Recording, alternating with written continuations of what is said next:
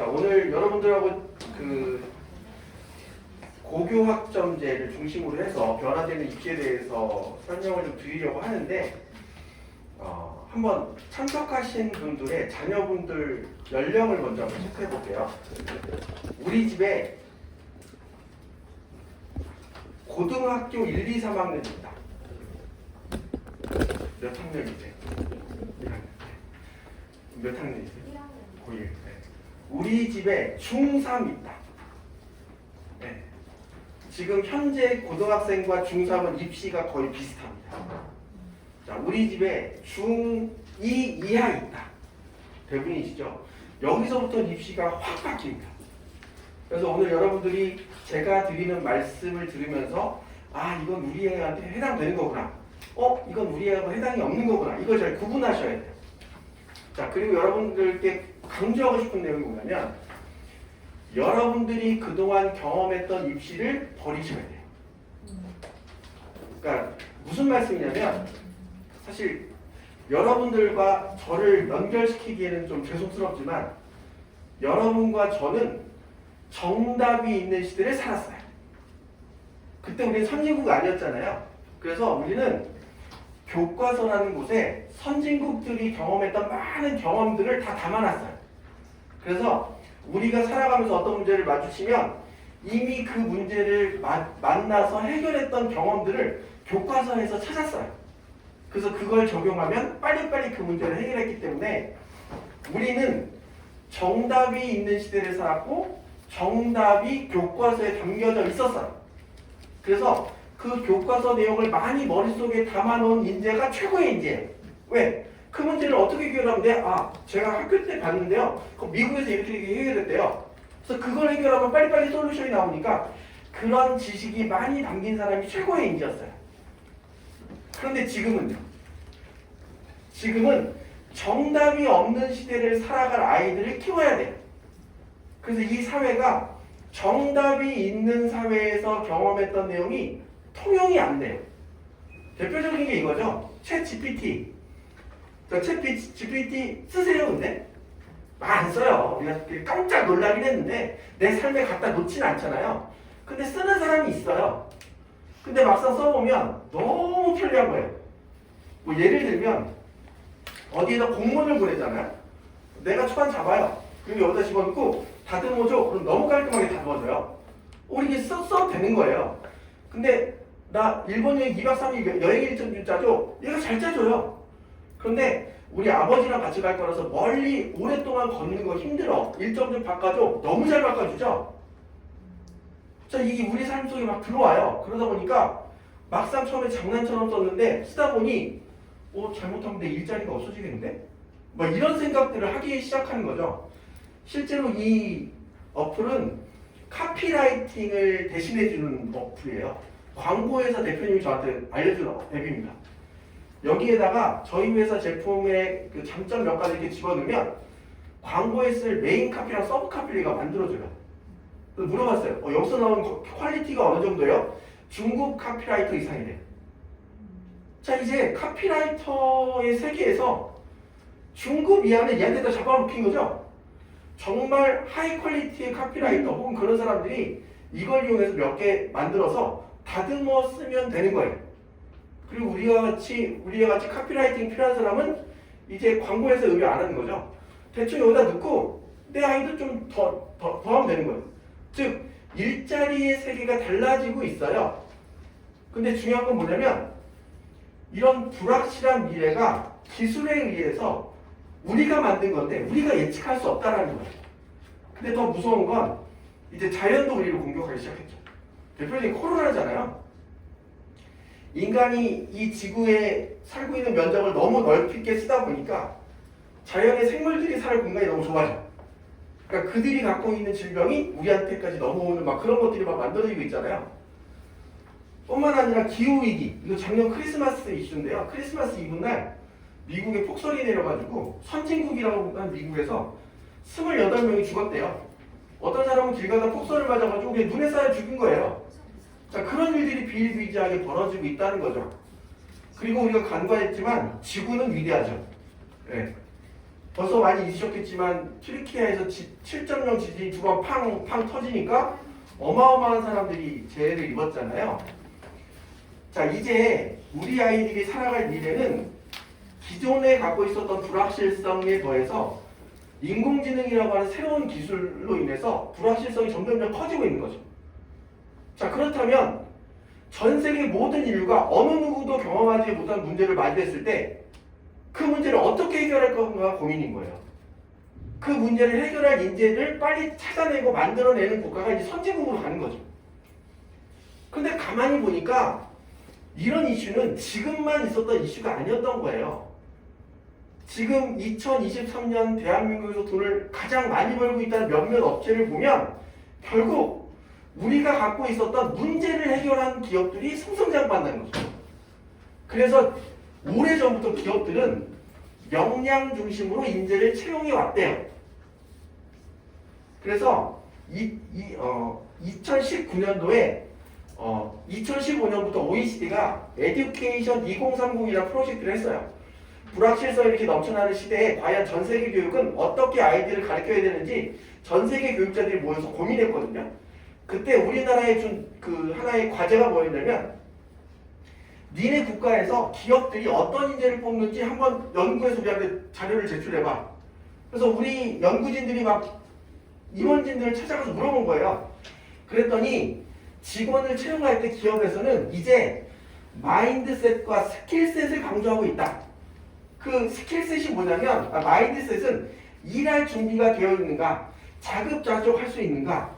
스킬셋은 컴퓨터 코딩 능력이 아니에요.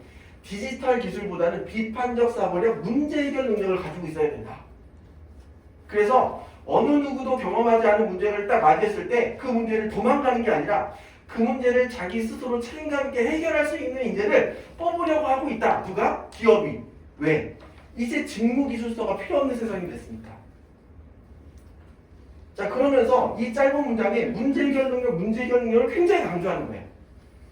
그래서 앞서 말씀드린 것처럼 실제로 전단지가 갖고 있었던 문제를 스마트하게 해결한 업체가 돈을 벌고 있는 거죠. 벼룩시장이 갖고 있었던 문제를 스마트하게 해결한 당근이 돈을 벌고 있는 거예요. 춥고 어둡고 깜깜한 겨울에 택시 잡았던 고민을 스마트하게 해결한 카카오티가 돈을 벌고 있는 거죠. 결국 어느 시대든 돈을 벌고 있던 사람들은 뭔가 불편해. 뭔가 해결해야 돼. 근데 그 문제를 민감하게 받으려 문제를 인식하고 그 문제를 조금 더 빠르고 조금 더 편리하고 조금 더 경제적으로 해결할 수 있는 솔루션을 만든 사람이 돈을 다 벌고 있더라. 그래서 이제 교육도 편해야 한다. 문제를 해결할 수 있는 역량이 있는 학생들을 뽑는 기르는 방법으로. 그래서 과거에는 공부만 잘하는 학생도 이 사회가 원했어요. 그게 우리 세대예요. 근데 이제는 우리 아이들은 공부도 잘하는 학생이 필요하다 이거죠. 공부 잘하는 애는 많아. 그런데 머릿속에 든 지식으로 눈앞의 문제를 해결할 수 있는 아이들이 필요한 거야. 머릿속에 많이 들어있기만 한 아이들은 이제 필요가 없어. 이런 얘기를 하고 있는 거죠. 근데 이런 얘기를 제가 한 게 아니에요. 전 세계 교육자들이 다 공감하고 이런 방향으로 나가야 된다고 얘기하고 있어요. 지금 현재 중2 이하의 아이들은 고등학교에 올라가면 2022 개정교육과정으로 수업을 받아요. 자, 그러면 입시를 바꿔야 됩니다. 그래서 현재 중2가 대학교 가는 입시가 2028학년 입시예요. 자, 근데 많은 분이 잘 모르시는데 올해 고3은 2023년도에 고3이죠. 얘네가 대학 가면 몇 학번이에요? 24학번이잖아요. 그래서 현재 고3이 치르는 입시를 2024 학년도 입시라고 불러요. 그러니까 2027년에 고3이 된 애가 현재 중2거든요. 걔네가 치를 입시가 2028학년도 입시예요. 그래서 이 아이들은 입시를 싹 바꿔야 됩니다라는 토론을 하고 있는데 거기에 숭실대학교 입학처장이 정리하신 거예요. 지금 방금 제가 말씀드렸던 거. 4차 산업혁명, 인공지능, 자연의 변화 등등이 모든 것들이 결합돼서 미래는 예측이 불가능한 시대를 살아가게 됩니다. 따라서 아이들에게 새로운 상황에서 문제를 해결할 수 있는 능력이 중요해졌습니다. 그런데 우리나라는 또 하나의 문제가 있어요. 무슨 문제냐? 애들이 안 태어나요. 지금 작년에 태어난 아이들의 숫자가 26만인가 그래요. 제가 태어났을 때가 한 60만 태어났나 봐요. 그래서 60만 태어나는 시대에 한 10%, 한 6만이 사회에 적응하지 못해도 나머지 54만이 대한민국 경제를 끌고 갈 수 있죠. 근데 26만 중에 10%, 2만 6천이 사회 부적응해. 그럼 나머지 애들이 이 대한민국의 큰 경제를 이끌어내기 힘들죠. 여러분 이거 되게 중요한 문제예요. 걔네들이 우리 연금을 책임진단 말이에요. 이제 내 새끼가 내 연금을 책임져 준 게 아니에요. 우리 옆에 있는 아주머니 애가 내 연금을 챙겨줘야 돼요. 애들이 안 태어나요. 그래서 단 한 명도 놓칠 수 없어요. 야 이거 아유 9등급이 뭐야 9등급이. 그래서 걔가 사회에 나고하면 우리 연금이 없어요. 야 9등급이라도 넌 할 일이 있을 거야 분명히. 어떻게 뭐 제빵이라도 해볼래? 뭐 이런 거예요. 단 한 명도 포기하지 않는 교육을 해야 되는 거예요. 그래서 전 세계 교육이 학생 한 명 한 명에게 집중하는 교육. 그리고 중요한 건 뭐냐면 그 아이들의 머릿속에 지식을 많이 담아놓는 게 아니라 실제로 그러한 것들을 활용해서 내 삶에 마주치는 문제를 해결할 수 있는 그런 힘을 가리키는 교육이 이루어져야 됩니다. 그래서 그런 걸 하려고 고교학점제 또는 내신의 절대평가 방향으로 움직이는 게 맞다라는 그런 인식이 있고, 그래서 2022 개정교육과정, 새롭게 교육과정을 바꾸려 하고 있습니다. 그럼 이런 트렌드에 맞는 입시가 필요하지 않겠습니까? 라고 얘기하고 있는 거예요. 큰 개념이 이해되셨죠?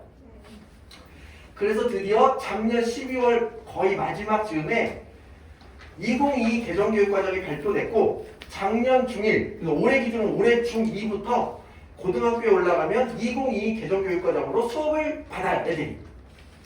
자, 그러면 도대체 그게 어떤 게 바뀐 건데, 자, 핵심 내용만 정리한 게 요 그림인데요. 첫 번째, 단 한 명도 포기할 수 없는 교육이라고 했잖아요. 그래서,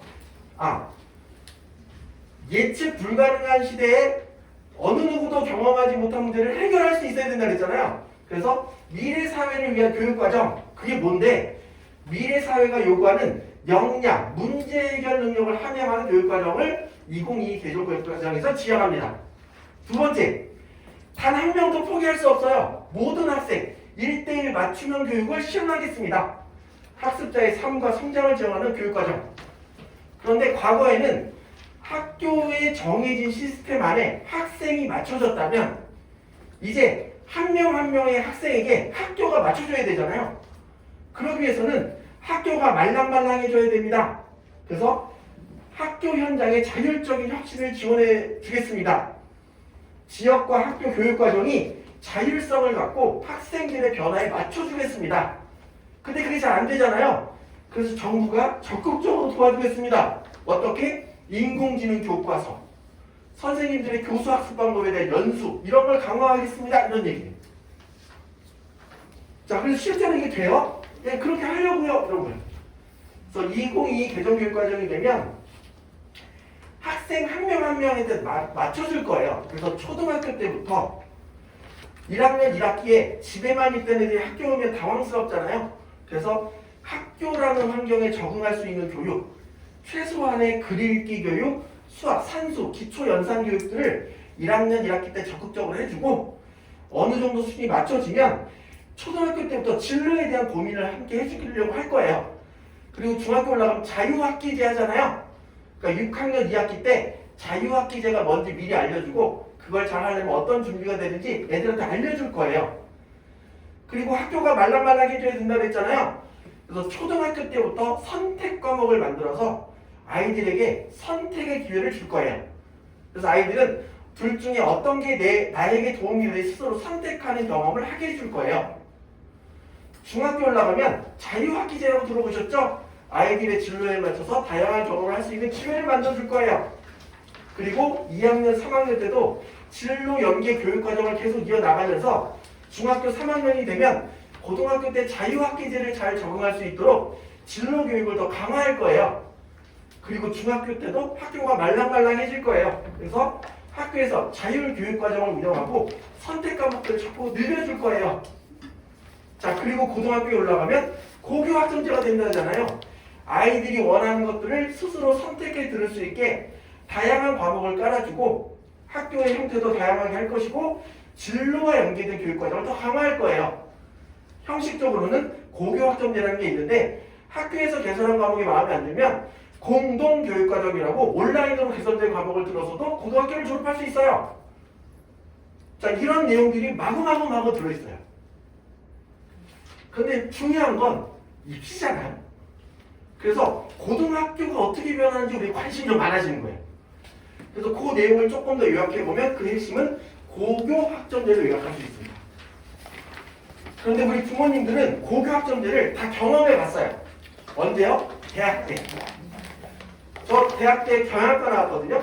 그러면 대학교 1학년 딱 들어가면 1학년 때는 기초 필수 과목도 있죠. 경영학, 원론, 회계학, 원리, 경제학, 원리 이런 거 들어요. 그래서 듣다가 2학년, 3학년 때가 되면 경영학에 많은 갈래가 있죠. 경영학에는 인사관리, 재무관리, 회계관리, 생산관리, 경영정보 시스템 뭐 이런 것들이 있어요. 그래서 이렇게 딱 1학년 대충 쭉 들어보고 나 회계가 재밌는데? 회계관리 너무 재밌는 것 같아. 그러면 2학년 때 중급회계, 고급회계, 원가회계, 관리회계 막 이런 거 막 들어요. 근데 1학년 때 재밌었는데 2학년 때 점점 재미가 없어지죠. 그래서 막 포기하기도 되고 이게 나한테 많은 고민도 되는 거예요. 어쨌든 내가 듣고 싶은 걸 선택해 들을 수 있는 기회가 있죠. 그게 고교학점제. 그래서 고등학교 때부터 네가 생각하는 너의 진로에 따라서 학교에서 개설된 많은 과목 중에 너에게 필요한 과목을 선택해 들어. 근데 중요한 게 있죠. 저는 회계가 마음에 드는 줄 알았어요. 중급회계를 들었어요. 점점 어려워져요. 그래서 문제를 보니까 토 나오려고 그래요. 이건 내 일이 아닌 것 같죠? 그럼 어떻게 하죠? 시험을 안 보고 막걸리를 마시죠. 그럼 어떻게 돼요? 펑크가 나죠. 그러면 나 그 학점 지우는 거죠. 나중에 나 인사관리인가 막 이렇게 가잖아요. 그런 것처럼 고등학교 때도 네가 원해서 선택했잖아. 그러니까 네가 그 수업을 잘 따라가면 학점이 나오는데 네가 그 과목을 제대로 이수하지 않으면 학점이 안 나와. 그래서 고등학교 3년까지 졸업학점 192학점을 이수하면 졸업.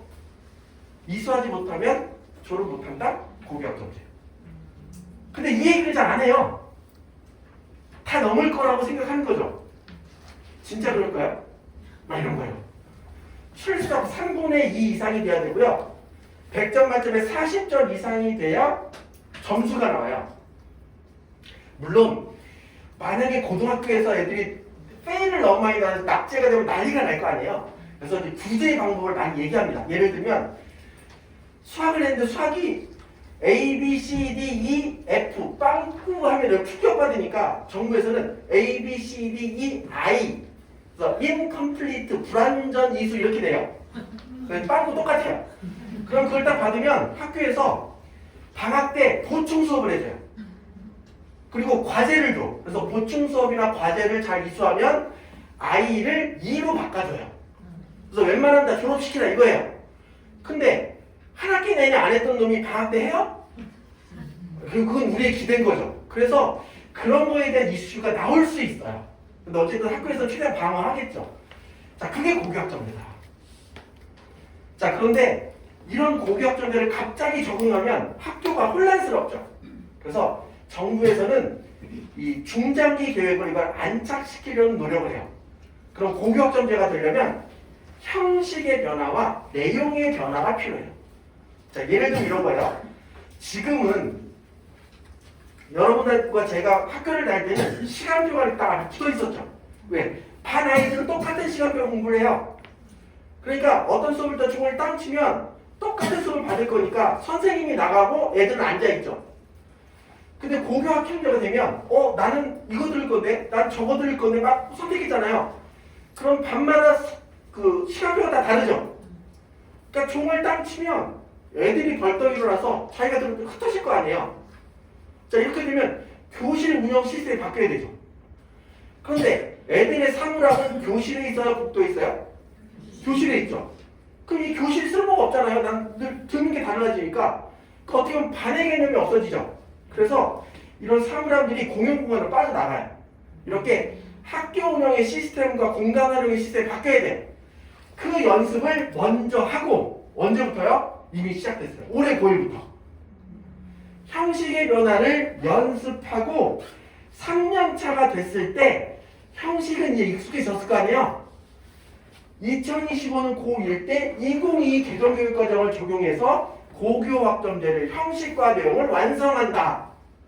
고교학점제 중장기 로드맵. 그래서 이미 고교학점이 시작됐다. 누구부터? 현재 고1부터. 자, 요걸 이해하셔야 돼요. 근데 그러면 이거랑 뭐가 달라요? 요거랑 뭐가 달라요? 작년 고1은 204 단위를 이수해야 졸업. 근데 학점제로 바뀐다고 했잖아요. 그러니까 여기는 낙제가 없어요. fail. 그러니까 출석하면 단위가 이수돼요. 그래서 옛말 이런 말, 야 학교 가서 자. 학교 가서 자면 출석했으니까 졸업이 돼요. 근데 집에서 자면 출석이 안 돼. 졸업이 안 돼요. 출석만이 이수의 기준이라면 고교학점에서 성적의 기준이 생겼죠. 그리고 단위수가 바뀌었잖아요. 조금 수업을 더, 그러니까 과목을 좀 덜, 수량이 좀 줄어요. 어쨌든 그렇게 적용하는데 얘는 단위제, 얘는 학점제. 그리고 얘는 똑같은 학점제지만 교과서가 바뀐 거. 이렇게 이해하시면 되고 형식도 갑자기 도입하면 학교가 혼란스럽잖아요. 그래서 2018년부터 우리 교육부는 일반부들한테 지원을 받았어요. 고교학점제 먼저 테스트하는 학교 손들어봐. 돈 지원해줄게. 그래서 학교들이 손들면 그 학교를 고교학점제 연구학교 선도학교로 지정해서 먼저 연습시켰어요. 그래서 작년 기준으로 일반고의 84% 연습하고 있었어요. 올해는 95%라고 하는데 거의 100% 가까이 돼요. 그러니까 얘네들은 단위제지만 고교학점제 연습해온 거예요. 그리고 얘는 구체적인 학점제, 얘는 내용까지 바뀌는 고교학점제. 이렇게 된다. 근데 가장 큰 우리의 관심사는 뭐냐면 그럼 내신은 어떻게 돼요? 뭐 이런 이슈거든요. 근데 현재의 2015 개정교육과정에서는 고등학교 내신이 3대 평가예요. 1등급에서 9등급까지 성적 순으로 잘라요. 그리고 일부 몇 개 과목만 절대 평가예요. 그런데 2022 개정교육과정이 적용된 고교학점제에서는 거의 대부분의 과목이 절대평가, 아주 몇 과목만 상대평가예요. 이거 좀 뒤에 자세히 말씀드릴게요. 자, 그러다 보니까 얘네들은 고교학점제의 형식 바뀌었죠. 배우는 교과서 바뀌었죠. 성적책이 바뀌었죠. 다 바뀌었잖아요. 입시제도도 싹 바꾸자. 이렇게 된 거예요. 누구부터요? 현재 중2부터. 축복받았죠. 미래교육을 몸으로 다 경험하는 애들이에요. 첫 세대. 더럽게 짜증나죠, 근데. 막 이런 얘기하면 이제 중3을 씩 웃어요. 난 피했네, 뭐 이런 거죠. 재수하면 큰일 나죠. 수능 같은 경우에 완전히 과목이 바뀌어버린 거랑 마찬가지잖아요. 그래서 현실적으로는 중1 이하가 좋다. 저렇게 하면 망하는 거구나. 이런 거 이렇게 깨우치기 쫓아가면 되는 거예요. 자, 뭐 이런 거고요. 그럼 구체적으로 뭐가 바뀌는 거냐? 단위제랑 학점제는 앞에서 말씀드렸으니까 좀 건너뛰고요. 제일 중요한 게 이거예요. 배우는 과목 체계가 바뀌어요. 그래서 2015 개정교육과정에서는 일반고에서 배우는 보통교과와 특목고에서 배우는 전문교과가 구분이 돼요. 그래서 일반고는 이걸 배우고 특목고는 이것도 배울 수 있고 요것도 배울 수 있어요. 그러면 일반고는 이거 못 배우냐? 배울 수 있어요. 그냥 학교에서 개설해주면 돼. 그런데 학교에서 일부러 개설할 필요가 별로 없었죠. 그래서 여기까지 일반고, 요건 특목고 이렇게 구분이 있었다면 고교학점제는 모든 아이들이 자신의 진로에 맞춰서 다양한 과목을 선택해 듣게 하는 거잖아요. 그래서 특목고가 배우는 전문교과까지 일반고에서 배울 수 있는 보통교과의 카테고리에 집어넣었어요. 자, 이렇게 되면 내가 외국어를 배우고 싶어서 외고를 가잖아요. 나 스페인어 배우고 싶어서 외고를 갔어요. 근데 일반고에서 스페인어를 배울 수 있죠. 그러면 외국어가 필요할까요? 꼭 굳이 필요는 없잖아요. 그래서 외고, 국제고, 자사고의 일반고 전환 언제부터 된다고 했어요? 2025년부터. 왜요? 고교학점제가 되니까요. 내용적으로 의미가 없는 거예요. 그래서 현재는 이렇게 되기로 했는데 작년에 이주호 교육부 장관이 딱 되면서 외고, 국제고, 자사고를 일반고로 전환하겠다라고 발표했죠. 하지만 이주호 장관의 의지만 발표했지 아직 확정되지 않았어요. 언제 확정돼요? 올 6월 달에 확정한대요. 확정해서 발표하겠대요. 잘 보셔야 돼요. 자, 그런 이슈가 있다. 자, 그러면 얼마나 많이 바뀌는 거냐? 이렇게 변해요. 자, 이게 뭐냐면 이 공통 과목은 전국의 모든 고등학교를 졸업한 아이라면 최소한 이 정도는 알고 졸업해야 돼 하는 아주 기본적인 내용을 갖고 있어요. 그래서 필수 과목이라고 보시면 돼요.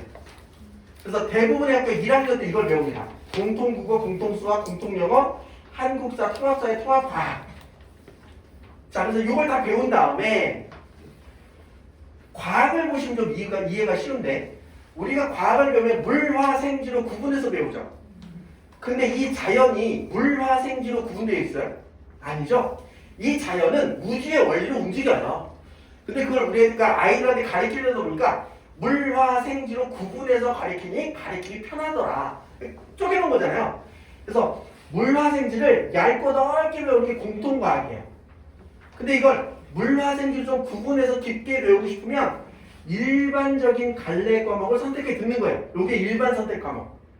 사회 과목을 들면 사회 분야는 지리, 역사, 사회문화, 윤리 이렇게 4개 카테고리로 나눌 수 있다. 일반적으로 이런 거예요. 그런데 생명과학을 듣는데 나 너무 재밌어. 생명과학을 더 깊이 배우고 싶어.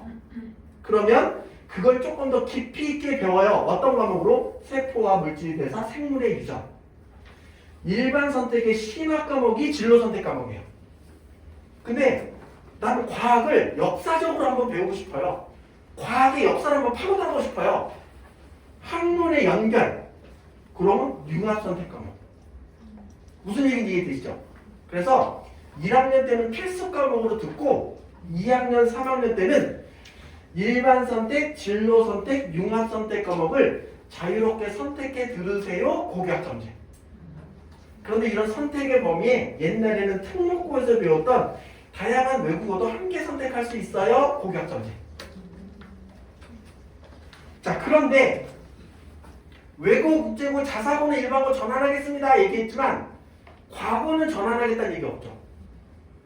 예체고도 전환하는 얘기 없죠. 그래서 특목고는 아직 있어요. 뭐요? 과고, 예체고.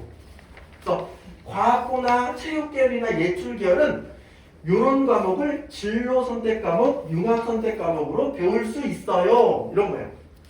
그럼 일반고는 못 배워요? 배울 수 있죠. 보통 교과니까. 단 학교에서 개선을 잘 안 해주겠죠.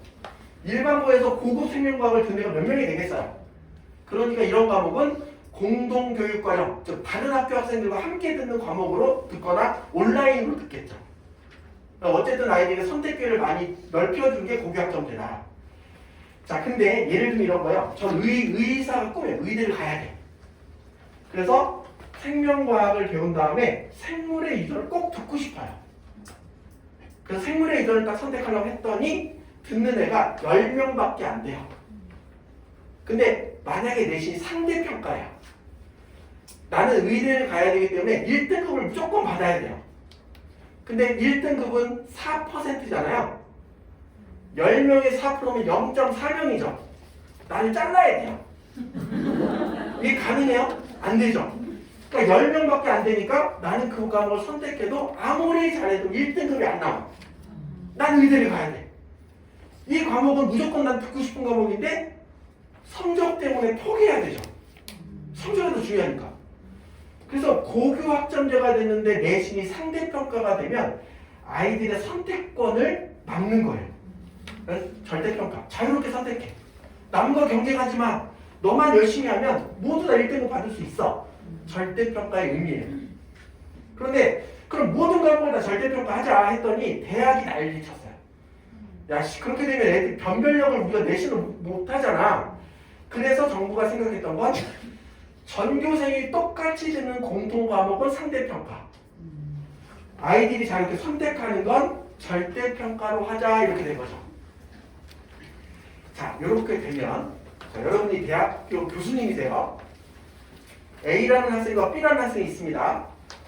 얘는 고등학교 1학년 때 기본 과목이잖아요. 이 과목을 모두 1등급 받았어요. 그리고 2학년 때 자신의 꿈을 향해서 꼭 필요한 과목들을 잘 선택해 들었어요. 그리고 이 친구는 참 성실한 친구라고 선생님 학생으로 가득 채워줬어요. 자, 저는 고등학교 1학년 때 이 과목을 모두 4등급을 받았어요. 하지만 저는 꿈을 위해서 꼭 필요한 과목을 열심히 선택해 들었어요. 그리고 선생님이 저도 참 성실한 애라고 학생을 가득 써주셨어요. 여러분이 교수님이라면 1학년 때 1등급에 뽑을 거예요? 4등급에 뽑을 거예요? 정해졌죠? 결국 1학년 때 성적이 상대평가면 고1 때 성적이 대학의 수준을 결정한다. 그래서 실제로 하는 말입니다. 현재 중2 아이들이 고등학교 1학년 성적이 상대평가라면 고등학교 1학년 올라갈 때 한 학기 선행 다 끝내고 올라가야 돼요. 왜냐면 고등학교 올라가면 생각보다 학사일정이 되게 빠르게 돌아가요. 들어가면 막 애들 처음에 인사하고 막 사귀어야 되는데 막 동아리 결정하라고 막 그래요. 막 선배들이 막 면접 보고 막 그래요. 뭐 지들이 모든 날 면접 봐버리고 막 해요. 그래 막 하다 보면 갑자기 모의고사 본대요. 뭘 가르쳤다고 모의고사야? 그거 막 봐요. 아, 또 망쳤네. 이러고 막 넉넉고 있으면 중간고사예요. 중간고사 막 시험 봤어요. 중간고사 이제 책점 받고 막 짜증나 있는데 갑자기 수행평가예요.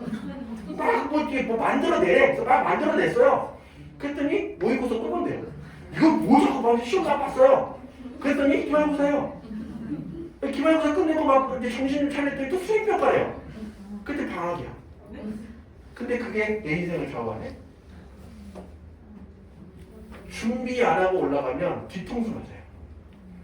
그래서 이런 이슈가 있으니까 이주호 교육부 장관이 1학년 때도 절대평가를 바꿔 이렇게 얘기했어요. 그랬더니 이제 대학도 난리 이렇게 교육과정이 이미 다 발표가 됐거든요. 뒤늦게 이걸 절대평가를 어쩌라는 얘기야 그럼 막 난리를 폈어요. 그래서 이것도 올해 6월 상반기 내 결정해서 발표. 그러니까 모든 게 다 상반기 다 밀려있어요. 자, 여기까지 개념 이해되셨죠? 자, 그런데 더 중요한 건 뭐냐면 아까 우리가 2022 개정교육과정 왜 바꿨어요? 예측 불가능한 미래를 살아갈 수 있는 아이들에게 문제 해결 능력을 키워주라고 한 거잖아요. 그러면 뭐 이런 막 철학적인 얘기 막 하고 똑같이 선생님이 앞에 가서 막 필기해서 가르치면 애들이 문제 해결 능력을 배울 수 있는 게 아니잖아요. 그래서 학교 수업을 바꾸라는 얘기를 굉장히 강조해요. 그래서 핵심은 뭐냐면 선생님이 지식을 머릿속에 강요해서 넣어주지 마세요. 아이들이 이 수업 시간에 배워야 될 게 뭔지 핵심 개념을 정하세요. 그래서 이 수업이 끝나면 아이들의 머릿속에 어떤 지식을 남겨놓을지 먼저 결정하세요. 두 번째, 그 지식을 아이들이 스스로 어떻게 학습할 수 있는지 학습 방법을 알려주세요. 구글링하는 방법, 다양한 정보를 비교 분석할 수 있는 능력 이런 것들을 가르쳐주고 그 방법을 통해서 이 지식을 쌓을 수 있도록 수업에서 기회를 주세요. 그리고 이 수업을 마친 뒤에 아이들의 가슴속에 어떤 가치관, 어떤 삶의 태도를 지니게 할 건지 정의를 내리시고 거기에 맞춰서 수행 중심의 학교 수업을 하세요. 그걸 통해서 아이들이 깊이 있는 학습, 다른 과목과 연계된 교과의 경험, 내 삶과 지금 배운 이 과목에 어떤 의미가 있는지 연결시킬 수 있는 경험을 학교 안에서 만들어주세요. 이런 경험을 많이 한 애가 문제 해결 능력이 키워질 수 있다고 생각합니다. 이거예요. 근데 이렇게 가르치고 자 기말고사 본다 이렇게 되면 어떻게 되죠? 뭐야 토론하려며 그런데 왜 갑자기 시험을 이렇게 되는 거잖아요. 그래서 2022 개정교육과정이 적용되면 철학적으로 개념적으로요 학교의 평가가 수행능력 평가 중심으로 많이 바뀌는 게 맞아요. 어떤 느낌인지 이해되시죠? 근데 이렇게 정착될지 안 될지는 잘 모르겠어요. 왜? 여러분도 이게 철학적으로 맞는데 저게 말이 돼? 뭐 이러잖아요. 그게 왜 말이 돼 이런 생각이 드냐면 입시 제도는 그렇게 돼 있지 않기 때문에 결국 수능 가서 대학 가는데 뭐 이런 거잖아요. 그래서 지금 이 아이들이 입시를 바꿔야 된다는 얘기를 전문가들이 모여서 엄청 하고 있는 거야. 입시가 변하지 않으면 교육은 옛날로 과거로 회귀된다. 바꿔야 된다. 그래서 그러니까 처음이 2022년 10월 24일 날 첫 번째 포럼이 열렸고 올해 2024년 2월 마지막 날 끝났어요. 이 포럼이. 자, 그때 얘기 나온 것 중에 여러분들한테 첨단하는 좀 몇 가지만 챙겨보면 성균관 3대 입학처장님이 나와서 뭐라고 했냐면 지금 현재 입시는 미래 사회를 준비할 때 아무 도움이 안 된다. 왜? 대학 준비를 4년간 해야 되기 때문에. 그러니까 고등학교 졸업하고 대학 갔거든요. 내가 수능 1년 빡세게 하면 더 좋은 학교 갈 수 있는데 다 실수한다는 거죠. 그러니까 지금의 입시는 학교에서 배운 것들로 대학을 간 다음에 수능 준비 한 번 더 해서 제도전의 기회를 자꾸 주기 때문에 사회로 진출하는데 문제가 되는 입시라는 거예요. 안 그래도 애들이 없는데 실제로 그래요. 중대 교수님이신데 이분이 연구에 참여한 14개 학교를 분석해 봤더니 학교를 중간에 도망가는 애들의 비율, 중도 탈락률 비교했더니 수능이 제일 많은 거죠. 왜? 한 문제만 더 맞춰서 좋은 학교 갈 수 있었거든요. 그 다음이 교과. 내가 3년 동안 내신 때문에 내가 수능 준비를 못했거든. 수능을 보면 나도 좋은 데 갈 수 있을 거야. 도망가는 거죠. 자, 그럼 얘네 도망가는 애들이 우수한 자원이었냐? 생각보다 아니라는 거죠. 대학 4년간의 평점, 학점을 비교해 보니까 수능 애들이 제일 낮아요. 공부도 못하는 것들이 제일 많이 도망가. 자, 근데 이건 이거죠. 도망가려다 보니까 집중하지 못할 수도 있고요. 도망갔어요. 그 밑에 학교에 올라왔잖아요. 얘는 좀 수준이 떨어지죠. 그래서 이럴 수도 있고. 근데 주목할 건 교과 전형이죠. 많이 도망가기도 했지만 대학 적응도 잘해. 그래. 고등학교 3년 동안 성실히 산 애들이 결국 대학도 잘 하는구나. 근데 가장 눈에 띄는 건 얘네죠. 도망가지도 않는데 대학 교육도 잘 따라와. 누구죠? 학종입니다. 학종. 그래서 대학이 이 전형에 관심 갖기 시작하는 거예요. 자, 그러면서 이분이 아까 그 숭실대학 입학처장님이잖아요. 자, 우리가 이제 고교학점제 혹은 2022 개정교육과에 대한 고등학교 내신 절대평가가 됩니다. 근데 지금은 상대평가예요. 근데 우리가 상대평가에만 관심이 있어서 그렇지 애들 성적표를 딱 보면 1등급에서 9등급까지 나와 있고 옆에 절대평가로 성취대 A, B, C, D가 같이 나와 있어요. 근데 절대평가로 관심 없어서 우리가 안 본 거지. 그런데 한국교육과정평가원에서 과연 일반고에서 A등급을 과목별로 받는 애들이 몇 %나 될까 조사를 해봤더니 24%가 A를 받더래요. 자, 1등급은 상위 몇 프로예요?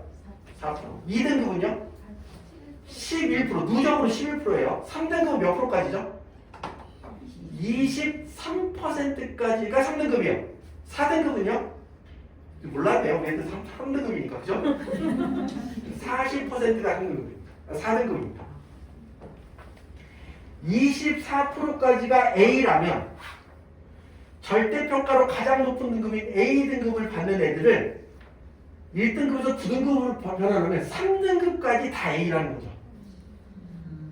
그러니까 숭실대 교수님 봤더니 그러면 우리 대학에 오는 애들은 다 A예요. 그럼 내신이 무슨 변별력이 있나요? 뭐 이런 얘기를 하는 거죠. 그래서 내신 성적은 입시에 이제 별로 영향을 끼칠 수 없고, 두 번째, 고등학교 선생님, 교육부 관계자, 교육청 관계자, 대학 교수한테 현재 수능이 2022 개정교육과정의 교육 비전을 담기에 충분한지 설문조사를 했더니 86%가 아니요, 변해야 됩니다. 이렇게 얘기합니다. 왜 변해야 되는데요? 고정된 한 시점의 평가로 성장 과정을 이 시험으로 평가할 수 없어요. 쉽게 얘기하면 찍어서 마시는 애도 잘 본 거라면 그거는 공정한가요? 이런 얘기를 하는 거죠. 두 번째, 개인별 교과 설계에 따른 자기주도성과 창의성을 평가할 수 없어요. 세 번째, 새로운 맥락에서 학생의 문제 해결 능력을 확인할 수 없어요. 이 세 개가 2022 개정교육과에 대한 퀴즈잖아요. 다 안 맞네요? 그러니까 수능도 바뀌어야 된다 이런 얘기를 하는 거죠. 그러면서 이분이 하신 얘기 뭐냐면 결론은 학종이에요. 고교 학점제가 되면. 자, 근데 지금의 입시는 문제가 많아. 왜? 학교생활기록부를 다 안 보여줘, 대학에. 수상실적 가려요, 국서기록 가려요, 봉사활동 가려요, 뭐 이러잖아요. 다 열어주세요. 이분이 자기소개서도 다시 부활해달라고 이런 얘기를 해요. 그럼 엄마 찬스, 아빠 찬스 때문에 공정성에 문제가 생기잖아요. 이분이 뭐라고 하는 줄 아세요? 대학이 책임집니다. 공정시선 시비에 대해서 우리가 다 증명할 수 있어요. 이미 대학은 그런 연습이 많이 돼 있어요. 열어주세요. 이런 얘기를 해요. 근데 뭐 자소서가 부활될지 이건 몰라요. 대학의 요구사항이 이렇다 이거예요. 자, 그러면서 그럼 수능이 어떻게 바뀌어야 되냐 막 이슈가 많았거든요. 여기에 여러분 국가교육위원회라고 들어보셨어요? 자, 작년 7월달에 새로 생긴 국가교육위원회라는 이 기관이 생겼는데요. 이게 엄청난 기관이에요. 우리나라의 교육과정, 대학 입시 제도를 최종 결정하는 데입니다. 교육부는 뭐하고요? 교육부가 초안을 만들어서 국가교육위원회에 딱 올려요. 그리고 국가교육위원회에 우리나라 교육의 거장들이 모여서 그걸 어느 정도 확인하고 국민과 공론화 과정을 거쳐요. 그래서 국민들의 여론을 수렴해서 야, 수정해. 그럼 수정해야 돼. 오케이, 이 정도면 됐어. 그럼 그걸 갖고 최종 발표하는 데가 여기에요. 그래서 여기에 위원장인 이배용 국가교육위원회 위원장이 뭐라고 했냐면 자, 미래 세대에는 문제 해결 능력이 중요하다. 그래서 학교 교육은 토론 중심의 수업이 돼야 된다. 그런데 사지선다, 오지선다 문제를 내면 이 토론 수업을 애들이 참여할 수 없다. 따라서 수능은 논술형 또는 서술형, 사고력 중심의 평가 시스템을 바뀌어야 된다. 이 얘기를 하는 순간 갑자기 난리가 났죠. 뭔 소리야? 웬 논술형 수능이야? 뭐 이런 얘기가 됐어요. 근데 이 발표에 대해서 엄청 많은 교육학자들이 공감해요. 단 가장 큰 문제는 채점은 어떻게 하지? 그래서 지금 가장 유력한 건 인공지능이 채점하는 거예요. 근데 그게 시스템적으로 신뢰성이 없잖아요. 그게 신뢰성이 답보되는 순간 서술형 평가가 나온다. 지금 이게 지금 계획인 것 같아요. 그래서 당장 서술형이 간다? 이건 몰라요. 하지만 이런 방향성을 제시하고 있다. 자, 그래서 감히 제가 예측을 해본다면 앞으로의 입시는 수시와 정시가 통합될 거라는 얘기가 많아요. 이게 뭐냐면 지금 현재 고등학생과 중3까지는 9월 달에 수시로 6장의 원서를 써요. 그래서 6장이 다 떨어지면 수능 보고 나서 12월 말에 3장을 정시 원서를 내요. 그런데 내가 만약에 수시를 9월 달에 냈는데 합격이 돼버렸어요. 그럼 고등학교 3학년 2학기는 뭐죠? 아무 의미가 없어요. 내가 왜 학교를 가야 돼? 뭐 이런 느낌이잖아요. 근데 수시에 떨어졌어. 그럼 이제 막 정시를 향해 달려가야 되잖아요. 정시는 국어, 영어, 수학, 탐구 두 과목만 열심히 하면 되잖아요. 내가 체육을 왜 해요? 이 귀한 시간에. 뭐 이런 거죠. 그러니까 고등학교 3학년 2학기는 거의 선생님이 두 손을 딱 봐요. 그게 과연 옳은가? 뭐 이런 얘기를 하면서 수시를 정시로 통합해서 다 수능 끝나고 입시를 치르자. 9장 쓰게 할지 10장 쓰게 할지 6장 쓰게 할지 그때 결정하면 된다. 이런 식으로 바뀌어야지. 이건 될 것 같고 그러면 대학이 평가할 수 있는 요소가 뭐냐? 첫 번째, 학생부에 담겨있는 내신. 근데 이게 절대평가야. 자, 학생부에 선생님이 써준 기록들 또는 자기소개서가 부활될 수 있고 안 될 수 있지만 어쨌든 그런 내용들. 세 번째는 면접을 볼 수도 있죠. 그리고 네 번째는 수능을 볼 수 있는데 수능에서 조금 올라갈게요. 자, 필수 과목, 선택 과목이잖아요. 만약에 수능을 공통 과목과 일반 선택 과목까지만 볼 거예요 하는 순간 애들이 이걸 선택할까요? 안 하죠. 미쳤어요 이걸 하기. 그러죠. 그러니까 시험 범위를 어디까지 가져갈까 굉장히 큰 이슈예요. 근데 공통된 내용은 뭐냐면 이거는 무조건 봐야 된다. 왜냐면 고등학교를 졸업한 아이라면 이 정도는 무조건 해야 되는 게 필수 과목이니까. 그러면 선택 과목을 수능을 볼 거냐 말 거냐에 대한 이슈가 있죠. 그래서 처음에 이런 얘기도 있어요. 선택 과목은 보지 맙시다. 그래서 이 필수 공통 과목만 보고 아이들의 학업 수행 능력만 평가해서 이걸 입시의 자격 조건으로 씁시다. 뭐 이런 얘기가 있었어요. 근데 그렇게 되면 이거 의미가 없잖아요. 그래서 선택 과목을 보는데 어디까지 볼 것인가가 이슈예요. 자, 그러면 필수 과목이잖아요. 1학년 때 다 배웠잖아요. 이걸 3학년 12월 달에 시험 보라고 애들이 언제 걸 지금 봐요? 뭐 이렇게 되잖아요.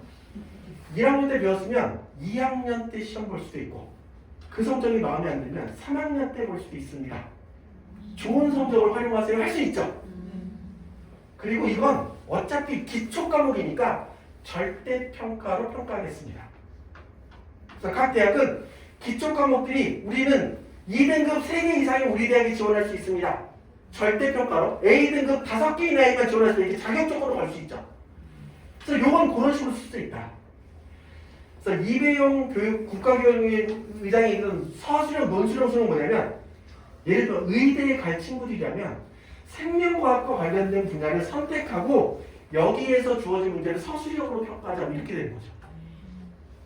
무슨 얘기인지 감은 오시죠? 근데 그걸 서술형이 아니라면 수능으로 볼 수 있겠죠.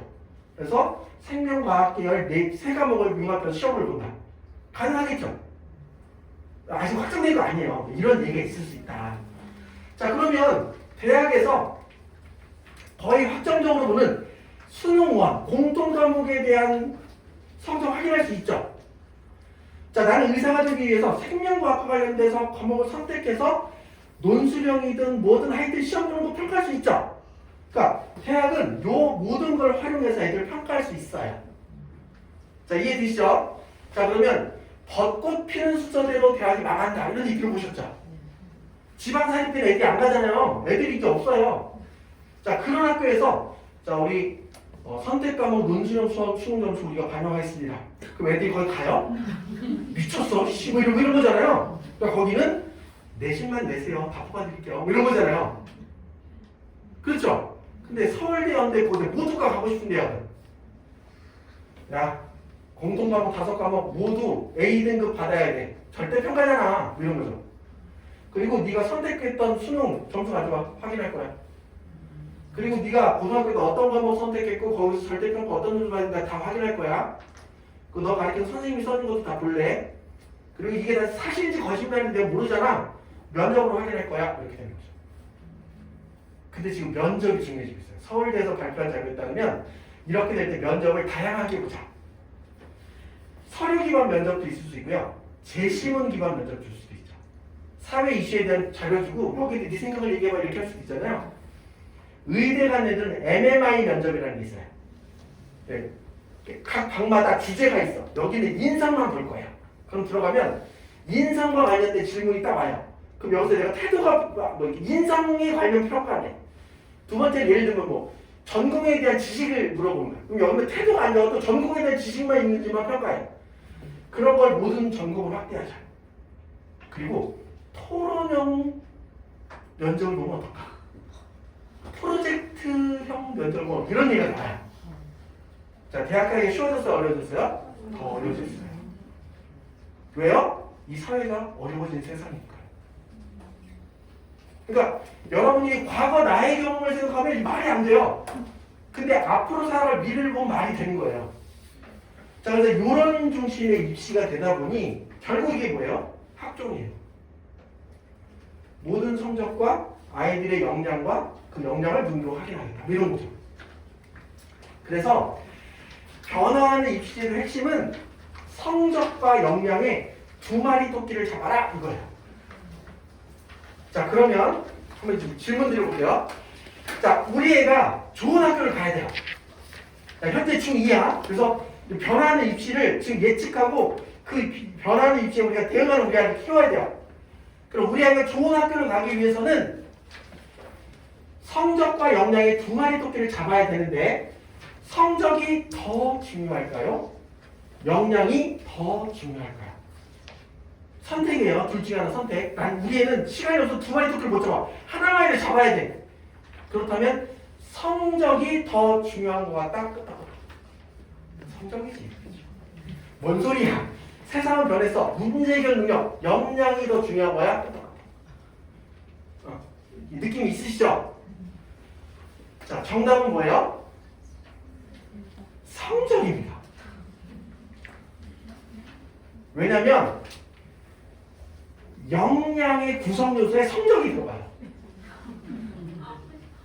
역량을 구성하는 건 지식과 능력과 태도예요. 지식은 성적이죠. 성적이 없으면 역량은 불가능해요. 성적이 낮은데 활동을 많이 했어요? 왜 했지? 이렇게 되는 거죠. 머리에 든 게 없는데 문제를 어떻게 해결해?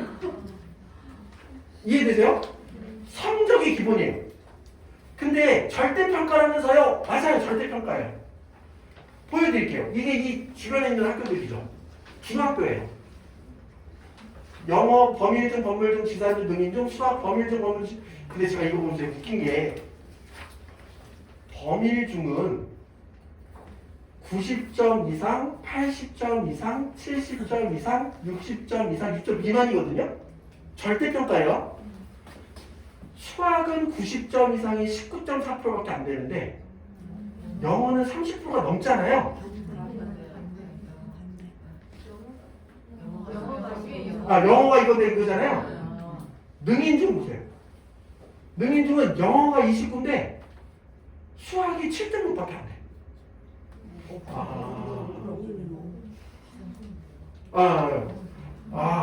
이 두 학교는 수학이 더럽게 어려운가 보다.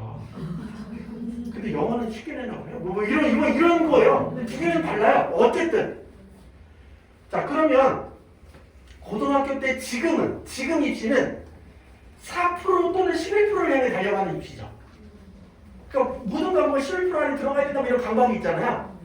그런데 갑자기 적어도 20% 원저리를 들어가면 되니까 마음은 더 어렵죠. 그래서 이제 절대평가가 되면 성적에 대한 부담이 좀 줄어듭니다. 이런 얘기를 하는 거잖아요. 그냥 보세요. 능인중만 볼게요. 자, 우리 애가 영어를 90점 넘었어요. 근데 중요한 건 영어만 90점 넘는 게 중요한 게 아니죠. 수학도 90점 넘어야 되잖아요. 그럼 여기도 90점 넘고 여기도 90점 넘는 애들의 비율은 몇 프로예요? 5%예요. 맞죠? 교집합이니까 맥시멈 5%예요. 5%보다 작죠? 수학 90점 하는데 수학 있잖아요. 그러면 국어도 90점 맞는 애들 더 적죠? 사회도 90점 넘는 애들은요? 더 적죠? 과학은 몇 배요? 그러면 생각보다 어려워요. 그러니까 우리가 머리로 생각하니까 4% 11% 경쟁보다 쉽겠지. 맞아요, 쉬워요. 근데 전 과목을 A등급 받은 애가 숭실대 들어옵니다. 그러니까 우리 애도 받겠지? 아니요. 실제로 지금 상대평가에서요. 한 과목에 3등급을 받으면 그 과목의 23% 안에 들면 3등급이에요. 근데 고등학교 3년 내내 국, 영수, 사과 전 과목을 3년 내내 모든 과목을 3등급 받는 애들의 비율이 몇 프로나 될까요?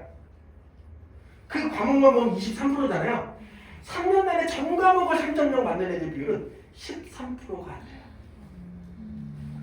전 과목 2등급 받는 애들은요 3%밖에 안 돼요. 그래서 건동수 가기 힘든 거예요. 성적 무서워요. 호락호락하면 안 됩니다. 근데 많은 부모님들이 헷갈려요. 쉬운 줄 알아요. 내 새끼는 아니에요. 잘 판단하셔야 돼요. 근데 고등학교 올라가면 더 무서워요. 자, 지금 보면요. 여기는 이제 전국단위 뭐 학교나 좀 이게 특목고 쪽, 이건 우리 동네 학교잖아요. 자, 용인외대부고 한번 보여드릴까요? 국어, 수학, 영어 평균이 거의 90점 이상이죠. 표준편차는 1등과 꼴등의 차이가 얼마나 나나 이런 거잖아요. 표준편차가 13이야. 평균에 다다다다다 붙어있죠. 90점 넘는 애가 수학이 92.5%예요. 그럼 도대체 용인외대국어에서 1등급 받으려면 몇 점을 받아야 돼요? 네, 만점이요. 2등급은요? 만점 받을 수 있는 거예요. 왜요? 만점자가 더 많아요. 그런 시선으로 우리 동네를 보면 좀 편안하죠. 근데 제가 보니까 이 두 학교는 다른 지역보다 더 힘들어요. 생각보다 평균이 높아요. 60점, 70점대고요. 다른 지역은 보통 이게 20까지 벌어지거든요. 보니까 이 대구의 특징인 것 같아요. 지금 이 동네는 교육열이 타이트합니다. 턱 먹고 먹지 않아요. 오히려 대구 외고보다 더 빡세요. 자, 여기에서 90점 이상 받는 거. 중학교보다 더 어렵겠죠? 성적 잘 챙기셔야 됩니다. 정말로 강조합니다. 다른 사람이 뭐래도 일단 성적이에요. 자, 이해되셨어요? 자, 그러면 지금 이제 시간이 많이 없으니까 제가 성적 얘기 그만할게요. 마지막으로, 자, 그럼 그럼에도 불구하고 우리에게 좋은 성적을 유지할 수 있는 우리가 놓치지 않으면 안 될 꼭 하나의 방법이 있다. 그게 뭘까요? 우리가 성적을 잘 유지하는 딱 하나의 방법이 있다면 노블 외국어를 근데 여러분 웃으실지 모르겠는데 저는 오늘 내려오면서 되게 기분 좋게 내려왔던 게 뭐냐면 우리 영어학원이 서울에 되게 유명해요. 옛날에 우리 그 전국 단위로 배워내고 막 뽑고 할 때 우리 노블 학원에서 서울에 있는 명문고등학교 엄청 많이 애들이 보냈거든요. 그래서 서울에서 굉장히 유명한 학원이에요. 그런 학원에 이제 학부모님 만나본다고 저는 되게 기분 좋게 내려왔거든요. 그러니까 그런 역사와 전통을 갖고 있는 학원은 그만큼의 어떤 특징이 있겠죠. 그런 특징을 우리 잘 활용하셔야 되는 거죠. 그래서 여기에서 안정적인 1등급을 만들어 놓으면 다른 과목이 여유가 생기잖아요. 특히 중학교 3학년 때 고등학교 영어 끝내고 고등학교 올라가잖아요. 고등학교 때 아이들 발목 가장 많이 잡는 게 뭐죠? 수학이에요. 거기에 시간을 더 많이 쓸 수 있어요. 자, 그런 아이들을 가져가셔야 되고, 지금 현재 입시에서 대학 가는 방법은 학생부 교과 전형, 학생부 종합 전형, 특기자 전형, 논술 전형이 있어요. 지금 현재 중3 이상의 대학 갈 때예요. 자, 그럼 교과 전형이 뭐냐면 내신이 상대평가잖아요. 내신을 숫자로 비교해서 우수한 아이를 뽑는 거예요. 자, 이렇게 되면 헷갈리시니까 대학이 내신을 계산하는 공식이 있어요. 그러니까 네가 무슨 학교를 나왔는지 네 내신을 다 우리 공식 집어넣어. 하나의 점수 환산해 줄게 이런 겁니다. 자, 저는 저기 강원도 산골짜기에 전교생 30명밖에 없는 고등학교 전교 1등이에요.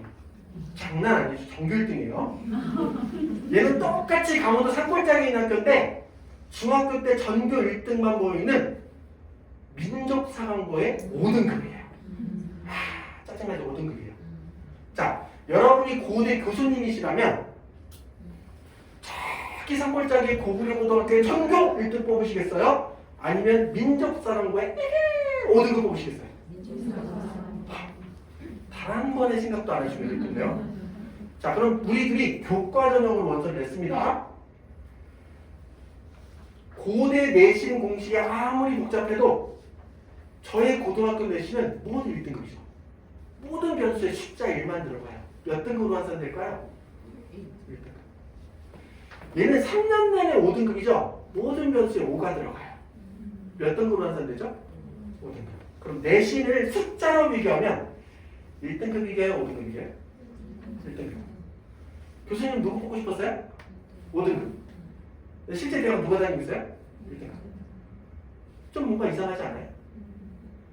그래서 서울 상위권대학은 학생부 교과를 그렇게 좋아하지 않아요. 하지만 정부는 야, 서울 명문대도 지방 애들도 다녀야지 의무적으로 10% 이상 뽑아. 그래서 운영되고 있어요. 자, 학생부 종합은 내신을 숫자로 비교하지 않아요. 왜? 나는 얘를 뽑아야 되니까. 그럼 어떻게 뽑아요? 학생부를 분석해요. 도대체 분석한다는 게 뭐예요? 성적을 숫자로 보지 않아요. 이 아이가 다니는 학교의 전체 평균은 얼마 정도 되지? 70점보다 90점? 성적이 높네? 표준 편차는 좁죠? 공부 잘하는 우수한 인재들이 모여있는 학교구나. 3등급도 공부 잘하는 애들이네. 이 학교생활 어떻게 했지? 학생부를 보기 시작하는 거죠. 열심히 했다고 선생님 칭찬해줬네. 걔 면접 뭐라 그래? 야, 전교생 30명밖에 없는데 전교 1등을 한 번에 1등 하냐? 걔 뭘 불러? 3년 내내 전교 1등 단 한 번도 놓치지 않은 1등이고요. 선생님이 얘 칭찬이 자자해요. 그래? 그럼 걔도 면접 오라 그래. 면접에 놓고 꼬치꼬치 따져보면서 진짜 우수한 아이를 뽑는다. 학생부 종합. 자, 이해되세요? 틀리지 않은 재능이 있는 애들이 거고요. 논술이 전형은 다 귀찮아. 야, 시험 봐서 우수한을 뽑아. 근데 그 시험이 어려운 시험이에요. 수능에서 가장 최상위권 난이도 정도 되는 시험을 문제를 딱 내고 풀이 과정을 다 봐요. 너의 생각의 흐름에 오류가 있는지를 다 체크해서 평가하는 시험, 논술 시험. 국가교육위원회장이 부자관 시험이죠. 그걸 대학원에서 뽑는 거예요. 자, 그래서 학생부 교과 전형의 관점으로 보면 일반고 애들이 장땡이죠. 왜요? 모든 과목이 저기 강원도 산골짜기 전교 1등 무조건 들어가잖아요. 근데 민족사관고나 용인외대부 같은 거 모든 애들이 90점 넘으니까 한 문제만 틀려도 2등급이잖아요. 그러니까 이런 학교의 전교 1등은 1등급 후반이나 2등급 초반 나와요. 그러니까 교과전으로 쓸 생각 안 하죠. 뭐예요? 나의 능력을 종합적으로 평가하는 학종으로 다 지원하는 거죠. 그래서 지금은 내신으로 숫자로 그냥 치고 들어가겠다고 일반고 가서 탐욕하는 게 최고예요. 그리고 애들이 외고, 국제고, 전국 단위 찾아가는 이유는 학종에서 그런 애들을 뽑아주기 때문인 거예요. 근데 만약에 내신이 절대평가가 된다면 이게 의미 없죠. 그럼 어디가 세져요? 여기가 세지죠. 그래서 외고, 국제고가 다시 부활하면 일로 많이 몰리는 거죠. 왜? 학교 시스템이 좋아요. 프로그램이 좋아요. 선생님이 학생들을 잘 써줄 준비가 돼 있어요. 일로 와야죠. 입시가 일로 흐르니까. 근데 만약 이게 없어지면 다시 일반고로 내려오겠죠. 일반고 중에 학교 프로그램이 잘 돼 있는 데가 어딘지 여러분 찾아내셔야 돼요. 학종 관리가 되는 데가 어디야? 저기는 가면 안 되는데 뭐 이런 것들이 여러분들이 이제 정보가 움직여야 되죠. 그런 정보에 귀를 많이 여셔야 되는 거예요, 지금. 자, 그리고 학종, 즉 성적도 중요한데 이 아이가 문제 해결 경험을 얼마나 많이 했는지 이런 것들을 평가한다면 이제 우리 아이는 선택과 증명이라는 두 개의 관점을 준비해야 돼요. 선택은 뭐냐면 고교학점제 과목이 많잖아요. 내가 왜 그 과목을 선택했는지 스스로 이유를 댈 수 있으면 돼요. 그런데 그냥 친구 따라 선택을 하면 이유를 내가 설명할 수 없잖아요. 그러면 자기 주도성이 없는 거죠. 모든 교육의 시스템은 너의 방향대로 준비가 돼 있는데 네가 목표가 없어? 그럼 넌 이 학교 시스템을 제대로 활용하지 못해. 이걸 증명하는 거죠. 저 바보예요. 그게 아니라면 내가 왜 그 과목을 선택했는지 선택의 이유를 내가 갖고 있어야 돼. 그만큼 심사숙고해서 선택하는 얘기죠. 그래서 동국대가 굉장히 강조하는 애가 하나 있었는데 걔가 뭐냐면 역사, 문화재 관리 이런 쪽에 관심이 많네요. 걔가 선택 과목을 화학을 했대요. 왜 화학을 선택했니 물어봤더니 문화재 보존을 하려면 문화재를 잘 화학적 처리를 해서 이렇게 보존하거나 재생해야 되잖아요. 그런 걸 하려면 그러니까 화학이 필요하다고 생각해 자기 선택이 들었다는 거죠. 선택의 이유를 설명할 수 있잖아요. 두 번째는 제가 이 정도 수준의 문제까지 해결할 수 있어요를 증명해야 돼요.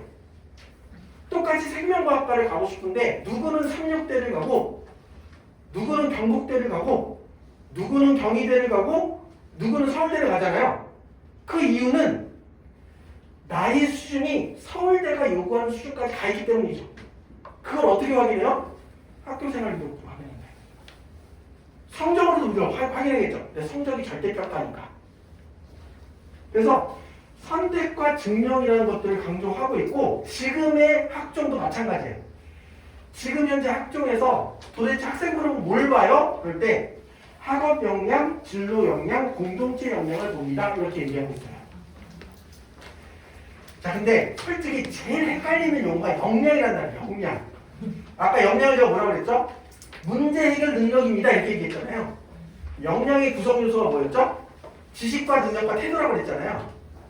자, 그걸 전 세계 교육자들은 역량에 대해서 이렇게 표현을 하고 있어요. 그러니까 복잡한 요구를 해결하기 위해서 지식과 능력과 태도와 가치를 동원하는 능력, 그걸 역량이라고 해요. 이렇게 얘기하면 복잡하잖아요. 핵심보다 문제 해결 능력이야. 근데 문제를 해결하려면 지식과 능력과 태도가 있어야 돼. 이렇게 이해하시면 편해요. 자, 근데 이걸 조금 더 현실적으로 말씀드릴 거예요. 대학이 학업 역량, 진로 역량, 공동체 역량을 본다고 했잖아요. 어떤 애가 수학 시간에 수업을 듣다가 피타고라스 정리 공식을 배웠어요. 직각삼각형의 빗변의 제곱은 나머지 두 변의 제곱과 같다고 배웠죠. 근데 선생님이 시간상 공식을 알려주고 빠르게 문제풀로 들어가요. 근데 얘는 왜 저 공식이 유도되는지 궁금했어요. 집에 돌아와서 인터넷에 막 뒤졌더니 피타고라스 증명하는 방법이 10가지도 넘어요. 그 중에 내가 이해할 수 있는 5가지를 증명해서 그걸 선생님한테 말씀드렸더니 선생님이 대단한데? 너 그 수업시간 친구들한테 설명 좀 해줘. 설명을 했어요. 근데 선생님이 수업시간에 배운 내용을 배우는 것을 궁금증이 생긴 것을 거기서 멈춘 게 아니라 스스로 문제를 해결해서 그걸 친구들한테 발표하는 역량을 보여줌. 그럼 대학은 이 친구가 지적 호기심, 뭔가 궁금한 것들을 스스로 해결해서 그 결과물을 만드는 데 힘이 있구나. 학업 역량이 있네. 이렇게 평가한다는 거예요. 자, 우리 애가 컴퓨터, 소프트웨어 개발자가 되고 싶어요. 그래서 파이썬을 동아리 들어서 막 했어요. 너무 재미없는 거예요. 책에 있는 거 그대로 막 따라만 하잖아요. 야, 우리끼리 한번 게임을 만들어 볼까? 라는 생각을 냈어요. 그래서 동아리에서 배운 파이썬이라는 언어로 게임을 만들어서 동아리 발표대에 발표를 했어요. 그때 애들이 디자인은 구렸지만 나름 재미있다는 평가를 받았어요. 그래서 동아리 선생님이 소프트웨어 개발자를 꿈꾸는 학생으로서 부족한 실력이지만 파이썬으로 자신만의 게임을 만들고 중간에서 오류나 에러를 스스로 찾아내면서 게임을 완성하는 과제 집착력을 보여준 그런 내용을 써줬어요. 그럼 이 친구는 진짜 프로그램을 개발하고 싶어서 스스로 시간을 내서 어떤 결과물을 만들어낸 힘이 있구나. 진로 역량이 있네. 우리 과에서 공부할 자격이 있네. 이렇게 평가한다. 피타고라스 일주를 증명하거나 혹은 파이썬으로 게임을 만들 때 혼자 하면 나의 역량인데 친구들과 같이 했어요. 자, 팀 프로젝트를 하면 꼭 이상한 놈들이 있죠. 그래서 중간에 다 포기해.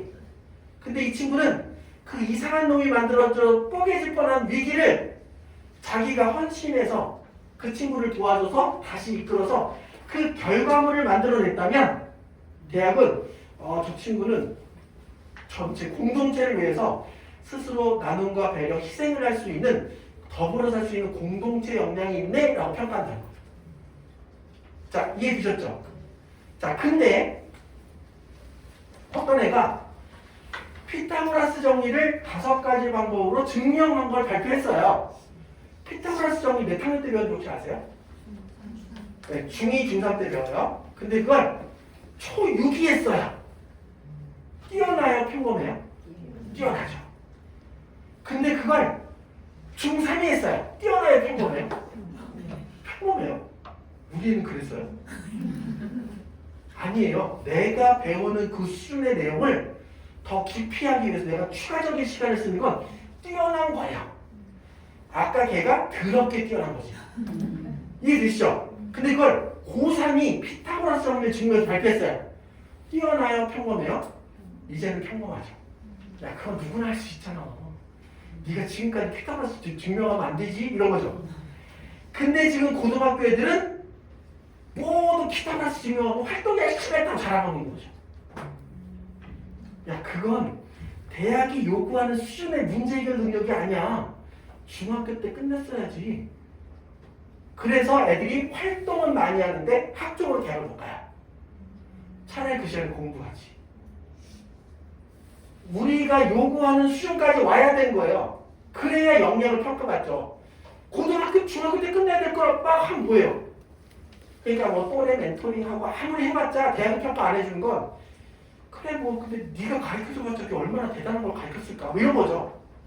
진짜는 우리 대학에 왔을 때 네가 아무런 관심이 없는 애들 모르지만 저는 진짜 이 분야의 전문가가 돼 여기까지 파들어가 봤어요. 이런 걸 보여줘야 다른 거 아니에요? 예를 들면 어떤 애가 이런 게 있어요. 고등학교 2학년 때 AI 기술은 어떻게 교육에 활용되는가 이런 걸로 보고서를 쓴 내용이 학생들 담겨 있어요. 이 친구는 무슨 전공하려는 친구일까요? 네, 뭐 컴퓨터 엔지니어링 쪽이나 혹은 교육 쪽에 관심이 생기겠죠. 근데 얘가 1학년 2학기 때 경영학이란 무엇인가 이거에 대해 탐구를 썼어요. 경영학은 뭐 이런 어떤 분야인데 이 세 분야의 갈래로 인사관리, 조직관리, 회계관리, MIS 다양한 분야가 있고 막 그런 걸 했어요. 그러면서 2학년 1학기 때 경영학의 인사관리가 과연 교육이란 무엇이다가 여기에 대해서 또 탐구 활동을 했어요. 그래서 경영학에서는 인적 자원을 얼마나 관리하는 게 경영의 효율성에 관심이 있는데 인적 자원 관리를 하는 방법은 채용, 우선을 뽑아야죠. 배치, 어디다 이렇게 잘 써야 될 거 아니에요.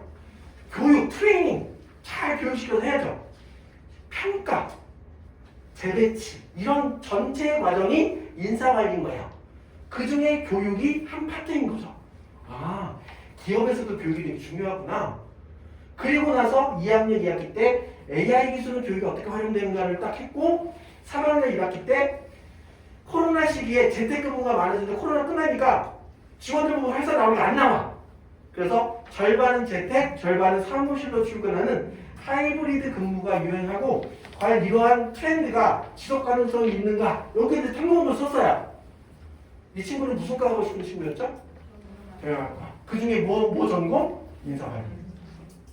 다르죠. 얘는 내가 써야죠. 내 경영학 교수는. 이걸 만들어내는 거예요. 무슨 얘기인지 느낌 오세요? 느낌이 중요한 거예요. 느낌이. 그러니까 내 또래 친구들이 개나 소나 한 2시간만 인터넷을 쓸 수 있는 거 하는 건 역량이 아니에요. 정말 그 분야에 자기가 에너지를 넣고 정말 관심 있어서 뭔가 파들어가는 느낌이 있을 때 진짜인 것 같은데 이런 거죠. 성적과 더불어서 역량, 증명. 자, 근데 이런 게 만들어지는 게 쉬운 게 아니에요. 그래서 지금 우리 아이가 어렸을 때부터 해야 될 게 있어. 첫 번째는 자기 자신의 특징을 이해하는 거. 내가 특정 뭘 좋아하지? 초등학교에서 선택의 기회가 줬을 때 나는 왜 이걸 선택했을까? 짜장 먹을래? 짬뽕 먹을래? 짬뽕이요. 왜? 그냥요. 아니야. 이유가 있지 않을까? 양념 먹으러 후라이드 먹을래? 프라이드요. 왜? 그냥요. 아니야. 뭐 이유가 있지 않을까? 되게 단순한 것 같지만 선택할 수 있는 경험, 선택의 이유를 표현할 수 있는 경험을 많이 하다 보면 내가 좋아하는 게 뭐고 잘하는 게 뭔지 생각할 수 있죠. 그렇게 생각한 상태에서 검사를 했는데 내 생각과 맞아 떨어져. 자기 자신에 대한 확신이 들죠. 진로 성숙도가 올라가는 거죠. 자, 그걸 조금 더 확장하면 너 그러면 그렇게 네가 좋아하는 거를 더 잘할 수 있는 방법이 뭐가 있을까 하는 거죠. 그래서 중학교 올라가면 자유학기제 다양한 분야의 경험을 펼쳐놓을 테니까 네가 직접 해봐. 그럼 우리 애는 그런 기회를 좀 뭘 하죠? 다 네일 아트를 해요. 그렇게 짜증나죠? 모든 애들은 다 이 커피 바리스타를 할 것 같아요. 이런 거잖아요.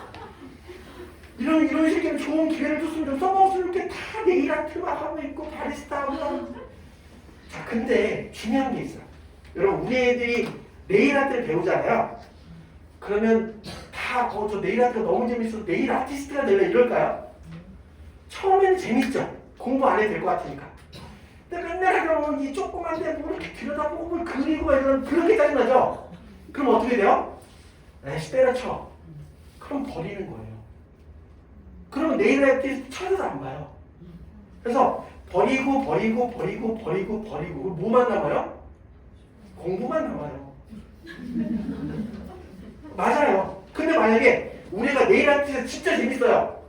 그럼 여러분 하지 말라고 하실 거예요? 여러분 지금 네일 아티스트라도 한다는 게 어디예요? 그렇지 않아요? 야 해서 네 인생 네가 살면 좋아. 근데 막상 하잖아요? 그러면 처음에 막 학원 다닐 거 아니에요? 학원 다니 뭐라고 하는지 아세요? 엄마 내가 알아봤는데 네일 아티스트 학원 다니 자격증 딴 다음에 학위 졸업장이 있으면 더 좋은 데 취직할 수 있대. 어떻게 해야 돼? 피타고라스 정리 공부해야지. 여러분 우리 삶의 과정이 다 그렇지 않아요? 하다 보면 거기에 대한 전문성 있는 뭔가 지식이 필요하죠. 그걸 가르치는 게 대학이잖아요. 그러니까 뭐든 관심 갖고 하다 보면 여러분이 생각하는 그 방향으로 와요. 근데 여러분이 먼저 예단하고 하지마 하니까 미련이 생기죠. 나중에 어떻게 돼요?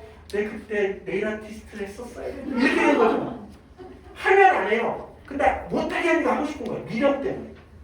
그러니까 차라리 중1 때 막 하라고 하는 거예요. 그래도 여러분이 생각할 때 가지 않아요. 그렇게 잠정적인 선택, 그러니까 선택지가 150개인데 다 해봐 이건 아니잖아요. 그 중에 5개로 좁혀서 중학교 때 한번 경험해 볼까? 네일 아티스트 아닌 것 같아, 파티시 아닌 것 같아, 요리도 아닌 것 같아. 그나마 나는 그래도 뭐 요거는 괜찮은 것 같은데? 그래? 그럼 그쪽을 좀 더 깊이 한번 해볼까? 이런 경험을 많이 해서 발견할 수 있다면 베스트. 자, 그렇게 해서 이런 경험을 한 다음에 고등학교 올라가서는 가급적 목표 전공 정하고 목표 진로 정해서 과목을 선택할 때 이유가 있는 선택, 이유가 있는 활동 선택, 이유가 있는 탐구 주제 선택을 해서 결과물을 만들고 이 결과물을 스토리 있게 계속 가져가면 결국 전문가 같은 느낌이 날 거잖아요. 중학교 때, 고등학교 3년 동안 전문가처럼 생동했던 결과물이 있는 아이들 많을까요? 없다는 얘기죠. 그걸 만들면 우리 아이는 학종이란 관문을 쉽게 넘어갈 수 있다. 근데 그게 없다면 성적으로 갈 수밖에 없는 거죠. 자, 이런 것들 다 하셔서 그래서 여러분 초등학교, 중학교 때 시간 많을 때 많이 경험시키세요. 그리고 자기가 생각하는 나와 검사 결과의 나가 맞는지 한번 고민해볼 기회 주시고요. 비전보드 만들고 발표하고 되게 유치해 보이지만 말하는 대로 되잖아요, 가끔. 그런 것들을 집에서 해라면 해요? 어머, 미쳤어. 이런 거잖아요. 근데 학원에서 하면 해요. 왜죠? 선생님이 시키니까요. 이런 경험을 자꾸 하자고요. 그리고 중학교가 되면 잠정적으로 정해야 돼요. 몇 개를. 그리고 그 안에서 학교 프로그램을 해야 돼요. 그런데 학교에서 이렇게 다양한 경험을 시켜주다 보니까 정해진 시간에 활동을 많이 하니까 학습할 시간이 줄죠. 그래서 자유학기제 생기고 가장 큰 이슈가 뭐예요? 기초학습 능력이 떨어졌다고 얘기하는 거죠. 그러니까 그때 학습 결손이 안 남기게 학원을 다녀야 되는 거예요. 이게 어쩔 수 없는 굴레예요. 그러니까 그런 것들이 여러분이 잘 헷갈리시면 안 돼. 그래서 학교에서 다양한 경험 시키시고 부족한 걸 학원에서 메꿔주셔야 균형 있게 간단 말이에요. 그래서 관심 있는 분들은 간접 경험하고 어렸을 때는 직접 경험하지만 이제 중학교 올라가면 이제 간접 경험해야죠. 자, 그리고 고등학교 올라가서는 구체적으로 하는데 여기 법물중학교 자유학기제 프로그램 보니까 되게 좋아요. 되게 다양한 분야를 경험할 수 있는 기회를 많이 줘요. 그럼 이 중에 내 관심 있는 부분들을 몇 개 선택해서 해보면 여러분이 해준 건 훨씬 좋은 경험들을 할 수 있을 것 같은 거죠. 학교 프로를 적극 활용하시라 이거예요. 그래서 고등학교 올라가면 이제 가급적 한두 개 목표 전공을 정해서 올라가서 거기에서 구체적으로 전문가처럼 생각했던 결과물들을 만들어요. 그래서 요새 최근에 이런 전문성이 들어가는 탐구보고서가 굉장히 강조되고 있는 거예요. 그리고 그런 기회가 학교에서 많이 열리고 있습니다. 예를 들면 능인고 프로그램 보니까요. 상상지각 수업 아사다이시군요. 그래서 약간 자연 계열 아이들이 요새 또 많아졌잖아요. 그러니까 메이커 교육들을 할 수 있는 여러 가지 교육 프로그램들이 있고요. 또 교과 수업에서 관심 있는 주제를 찾아서 진로와 연계한 심화 탐구 활동하라고 하잖아요. 이게 뭐예요? 학문의 결과물을 만들어라 이거죠. 탐구 보고서로 너의 수준을 증명해봐. 학생들이 적어줄 테니까. 근데 애들이 해요 안 해요? 안 해요. 왜요? 뭔지 몰라서. 좋은 게 놓치고 있는 거죠. 여러분들이 챙겨주셔야 돼요. 이해되시죠? 그러니까 이제 학교 탓하면 안 돼요. 학교는 굉장히 많이 지금 시스템 준비되어 있어요. 근데 애들이 안 하는 거예요. 할 수 있게 여러분 챙겨주셔야 돼요. 자, 그러면 아직 여기 있는 분들은 다들 아직 우리 애들이 어리니까 그럼 우리 애들의 진로 적성을 어떻게 파악해야 돼요? 이런 거 있잖아요. 그래서 시간은 없지만 진로 적성을 파악하는 법을 아주 짧고 간단하게 한번 설명을 드려볼게요. 자, 전 세계에서 진로 심리 검사로 가장 많이 쓰는 게 홀랜드 검사인데 이 홀랜드 그래서 사람을 RIASEC 6개의 유형으로 구분을 해요. 자, 이걸 어떻게 구분하냐면 첫 번째 육각형 가로 쪼개요. 그래서 아래쪽은 사람지향적이고 위쪽은 사물지향적이에요. 자, 이거 어떻게 구분해요? 우리 애가 전학 같다고 생각해보세요. 모르는 애들이 가득 있는 공간에 우리 애가 싹 들어와 있어요. 이때 우리 애는 사교성이 있어서 옆에 있는 애들 먼저 막 다가가서 이 친구를 금방 사귈 것 같아요. 사람지향적. 아, 우리 애는 숙기가 없어갖고 눈만 껌뻑껌뻑하고 불안하고 초조할 것 같아요. 사물지향적. 구분되시나요? 자, 우리가 사람지향적이라면 기업형 또는 사회형, E형과 S형을 구분할 수 있어요. 이거의 가장 큰 이슈 이런 거예요. E형은 하고 싶은 게 많아요. 그래서 사람들과 함께 있을 때 내가 하고 싶은 걸 적극적으로 표현해요. 자, 내가 하고 싶은 거 얘기했으니까 해야 될 거 아니에요. 설득시켜요. 그래서 시간이 지나면 내 주변에 있는 사람을 끌고 다니는 리더십이 있는 스타일이다. E형. 반면에 우리 애는 사람은 좋아하는데 맨 앞에 서는 걸 좀 부담스러워하는 것 같아요. 그래서 한 발 떨어져서 앞에 가는 애 잘 도와주거나 더 재미있는 건 옆에 있는 애들과 아껴주고 챙겨주고 사랑 주고 사랑받는 걸 너무 좋아하는 스타일이에요. S형.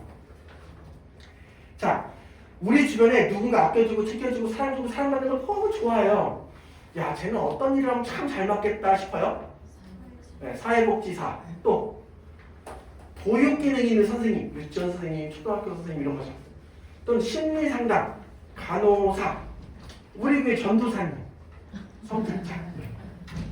반면에 사람들을 끌고 리더십 있는 스타일이에요. 어떤 직업이 잘 맞아요?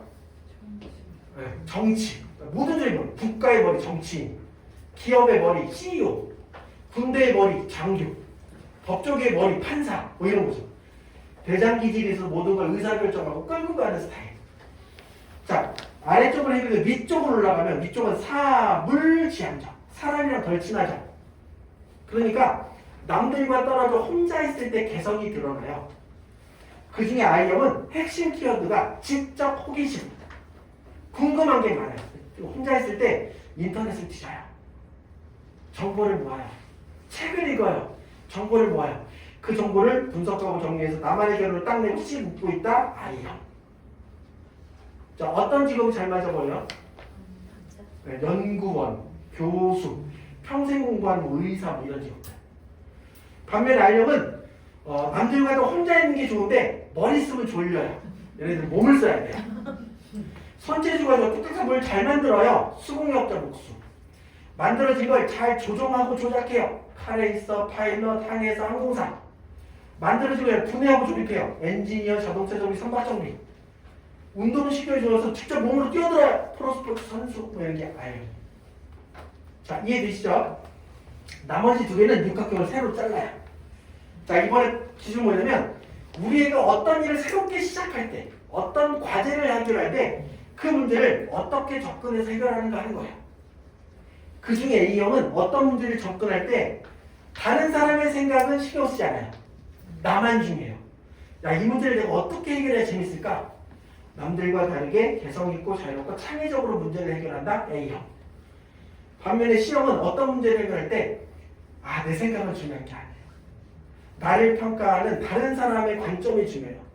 누가 정해준 틀 안에서 그 틀에 맞춰서 하는 걸 편안하게 생각한다. C형. 자, 우리가 하는 직업 중에 매뉴얼에서 매뉴얼대로 따박따박 하면 직장 받는 직업 뭐가 있죠? 공무원, 은행원, 회계사, 세무사, 관세사, 사무행정직 일이 잘 맞는다. C형. 남들과 다르게 개성있고 자유롭고 창의적으로 예술가죠. 음악가, 미술가, 연기자 이런 거랑 기획자 들어가는 일, 광고 기획, 경영 기획, 파티 기획 이런 게 잘 맞는 게 A형. 자, 대충 이해되셨나요? 자, 이제 우리 아이를 머릿속에 한 명 떠올리세요. 자, 우리 아이는 사람지향적일까요? 사물지향적일까요? 자, 머릿속에 딱 떠올리는 거예요. 자, 그 아이는 친구들과 함께 있을 때 친구들을 끌고 다니는 목적지향적 스타일일까요? 아니면 관계 자체를 소중하게 하는 스타일일까요? 자, 우리 아이는 혼자 있을 때 머리 쓰는 활동하고 있을까요? 몸 쓰는 활동하고 있을까요? 자, 우리 아이는 어떤 일을 할 때 나의 관점으로 남들과 다르게 개성있게 자유롭게 창의적으로 해결하고 있을까요? 정해진 틀에 맞춰서 따박따박 하고 있을까요? 우리 아이를 설명한 하나 또는 둘 또는 세 개 코드 있죠? 머릿속에 기억하세요. 자, 이제 그 아이 아빠를 떠올려 보세요. 그 아이 아빠는 사람지향적인가요? 사물지향적인가요? 자, 사람지향적이라면 어떤 사람들과 있을 때 목적 중심으로 끌고 다니세요? 관계 자체를 소중하게 생각하세요? 혼자 계실 때 머리 쓰는 스타일이실까요? 몸 쓰는 스타일이실까요? 어떤 일 할 때 나의 관점으로 해결하시나요? 타인의 관점으로 해결하시나요? 하나 또는 둘 또는 세 개 코드 있죠. 자, 기억하시고요. 이제 그 아이의 엄마 사람지향적인가요? 사물지향적인가요?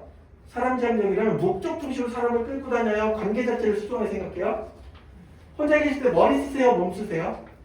어떤 일 할 때 나의 관점인가요? 타인의 관점인가요? 하나 또는 둘 또는 셋 있죠. 자, 이제 끄떡끄떡 해보게요. 우리 애는 지 아빠 닮은 것 같아요. 끄떡끄떡. 우리 애는 엄마 닮은 것 같아요. 끄떡끄떡. 네. 자, 왜 그러죠? 성격과 기질은 유전된대요.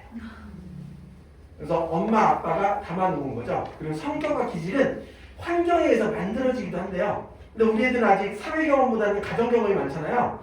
그래서 부모님을 닮아 있을 가능성이 매우 커요. 그래서 우리 애가 어떤 선택을 할 때 고민을 하고 있어요. 그때 방금 전에 끄떡끄떡 한 사람이 어떤 솔루션을 같이 협의를 하면 그 솔루션이 받아들이기가 수월해요. 근데 반대편에 계신 분이 뭘 얘기를 하면 저거 아닌데 막 이런 거예요. 그래서 방금 전에 끄떡끄떡 하신 비슷한 기질에 계신 분이 선택을 도와줄 때 뭔가 조금 더 수월하게 그 아이랑 관계를 개선할 수 있다 이런 거. 자, 그렇게 아이에게 맞는 선택을 자꾸 하도록 옆에서 유도해주고 조언을 해주신다면 어느 순간에 아이들이 자기에 맞는 걸 선택할 수 있게 됩니다. 그래서 그런 경험들을 학교 활동과 연결시킬 수 있도록 계속 가져간다면 가장 어려운 결정, 진로에 대해서도 조금 선택하는 거에 자신감을 가질 수 있게 된다. 요걸 잘 기억하실 필요가 있어요. 그래서 아까 말씀드렸던 프라이드 먹을래, 양념 먹을래, 농담이 아니라 진짜 거기서부터 시작하는 거예요. 아주 작은 선택부터 스스로 결정할 수 있게 연습시켜주는 거. 그냥 아무거나 어딨어. 네가 먹고 싶은 게 있겠지. 자, 여기서부터 여러분들이 연습하시면 분명히 좋은 기회가 나오고 그런 것들을 잘 하게 되면 스스로 진로 진학의 로드맵을 그릴 수 있겠죠. 그럼 거기서부터 선택의 의미가 달라져요. 그러니까 이걸 안 정하는 것과 정한 걸 하는 거와 딱 차이라는 거죠. 정하고 해봤는데 나하고 안 맞아요. 그럼 선택을 바꾸면 되죠. 근데 선택을 하지 않으면 그냥 떠다니는 거예요. 이게 제일 문제예요, 지금. 그래서 이렇게 선택을 강요할 필요도 있어요. 결정해서 바꾸면 돼. 결정하지 않으면 바꿀 수도 없잖아. 그래서 그런 경험들 여러분 많이 시켜주면 좋다. 그걸 말씀드리고 싶고, 그래서 지금이 특히 이런 교육의 변화가 굉장히 많은 시기거든요. 그래서 우리 부모님들이 그런 교육의 정보들을 좀 많이 좀 받아가셨으면 좋겠어서 제가 이거 최근에 개설한 밴드인데요. 이거 다른 거 아무것도 안 합니다. 오늘 나온 뉴스 중에 여러분들이 꼭 읽었으면 좋겠는 5개 뉴스만 담아서 이렇게 올려드려요. 그래서 계속 여기서 새로운 정보들 좀 찾아보시고, 그러니까 우리의 교육과 관련된 이슈, 특히 6월까지 발표된 다양한 거리들이 있잖아요. 계속 읽어보시면서 교육 이슈를 따라가시고 가끔 우리 원장님께서 하시는 설명회 같은 기회에 적극적으로 참여하셔서 정보를 받아가셔야 된다 이거죠. 그래야 새로운 변화에 이렇게 어긋나지 않는 지혜로운 여러분이 될 수 있을 거라는 생각을 해봅니다. 자, 여기까지가 제가 준비한 내용인데요. 어떻게 도움이 되셨나요? 네. 진짜요? 네. 자, 그러면 제가 오늘 이제 마무리를 좀 지어야 될 것 같은데 우리 원장님하고 바톤 터치하기 전에 제가 이렇게 부탁을 하나 드릴게요. 부탁이 뭐냐면 만약에 여러분이 오늘 설명이 괜찮았다면 제가 인사할 때 박수를 쳐주실 거잖아요. 근데 박수만 치면 저는 싫어요. 우! 환호와 함께 박수를 5초간 쳐주시면 좋겠어요. 자, 제가 이거 왜 말씀드리냐면 알아요, 여러분 쪽팔린 거. 근데 중요한 게 뭐냐면 오늘 여러분 저한테 들었던 얘기 내일 이 시간에 떠올릴까요? 안 떠올릴까요? 안 떠올라요. 지금은 뭐 막 할 것 같죠? 어떤 분은 일찍 예전보다 똥똥을 다 까먹어요. 자, 근데 우리가 어떤 걸 기억하고 싶을 때 그걸 오랫동안 기억하는 방법이 있어요. 여행을 갔었을 때 들었던 음악. 우연히 그 음악을 들으면 여행 기억이 싹 생각나죠. 그게 뭐냐면 기억의 단서를 만드는 거예요. 여러분들이 오늘 오! 하고 집에 가시잖아요. 그럼 이번 주 일요일 날 전국 노래자랑을 보거나 열린음악회를 시작해야 하는 거야. 아 그때 그 노브러워가지고 이상한 놈이 와가지고 아 세상이 변했다고 그랬지. 문제 해결 능력, 역량, 성적과 역량. 두 마리 토끼.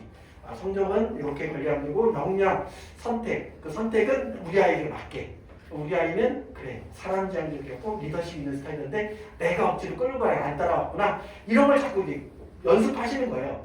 그러면서 여러분의 생각이 바뀌면 여러분의 습관이 바뀌고 그때 비로소 아이들이 바뀌는 거예요. 그런 것들 계속 이어갔으면 바람에서 부탁드리는 거거든요. 해주실 수 있을까요? 네. 그럼 믿고 이제 마무리합니다. 자, 오늘 90분이 세상을 바꾸진 않습니다. 하지만 오늘 90분에 들었던 내용 여러분 삶에 조금이라도 응용하신다면 첫 번째, 스스로 자기를 기준으로 선택하는 아이들로 변할 수 있습니다. 두 번째, 우리 아이들이 스스로 선택하게 된다면 여러분들은 아이들로부터 자유를 찾을 수 있습니다. 그래서 스스로 선택하는 아이들과 자유를 찾는 여러분들이 조금 더 행복한 가정을 만드는 데 도움이 되길 바라면서 오늘 교육 여기서 마치도록 하겠습니다. 감사합니다.